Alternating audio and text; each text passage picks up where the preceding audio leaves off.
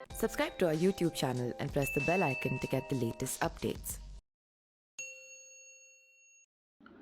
नमस्कार, मेरा नाम पिंटू सिंह यादव है और आप देखना शुरू कर चुके हैं न्यूज लाइव। दोस्तों, बहुजन समाज पार्टी की प्रमुख मायावती ने एक बड़ा ऐलान कर दिया है। उन्होंने कहा है कि उनकी पार्टी पंजाब और हरियाणा में कांग्रेस के क्षेत्रीय जो क्षेत्रीय दलों हैं उनके साथ कुछ शर्तों के साथ गठबंधन करके चुनाव लड़ेगी, तो वहीं राजस्थान और छत्तीसगढ़ में बहुजन समाज पार्टी अकेले चुनावी मैदान में उतरेगी।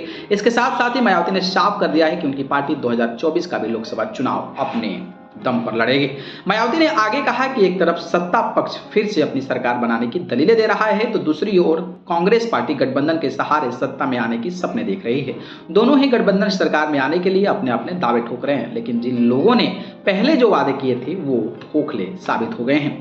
अकेले मैदान में उतरेगी पार्टी। मायावती ने कहा है कि क्षेत्रीय दलों को अगर साथ आना हो तो उसके लिए शर्त यह है कि एनडीए और बदले गए यूपीए से कोई भी संबंध नहीं होना चाहिए। बीएसपी को भी सत्ता पर आसानी होने का अवसर मिल सकता है। इन सब बातों को ध्यान में रखकर बसपा को मध्य प्रदेश, छत्तीसगढ़, तेलंगाना जैसे राज्यों में अकेले चुनाव लड़कर दमखम दिखाना होगा।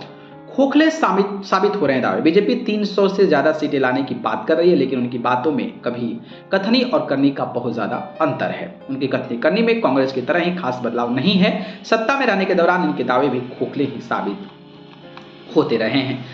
यूसीसी जो मामला आया है, यूसीसी बिल को लेकर उस पर नियमों को विचार करने की बात कही। इससे पहले मायावती के समान नागरिक संहिता को लेकर भी अपने रुख स्पष्ट किया है। बसपा प्रमुख ने बड़ा बयान देते हुए कहा था कि उनकी पार्टी समान नागरिक संहिता के विरोध में नहीं है, मगर संविधान इसे थोपने का समर्थन नहीं करता है। मायावती ने आगे कहा था कि बीजेपी को यूसीसी से जुड़े सभी आयामों पर विचार करना चाहिए। उन्होंने आगे कहा कि हमारी पार्टी यूसीसी लागू करने के खिलाफ नहीं है। यूसीसी लागू करने के लिए बीजेपी मॉडल पर हमारी असहमति है।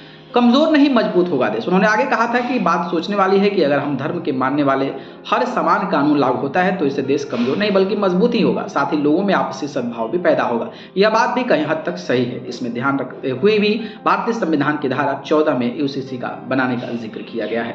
तो महागठबंधन की मीटिंग, एनडीए की मीटिंग के बाद मायावती ने जो बयान दिया है वाकई चौंकाने वाला है और बहुत बड़ी बात उन्होंने कह दी है।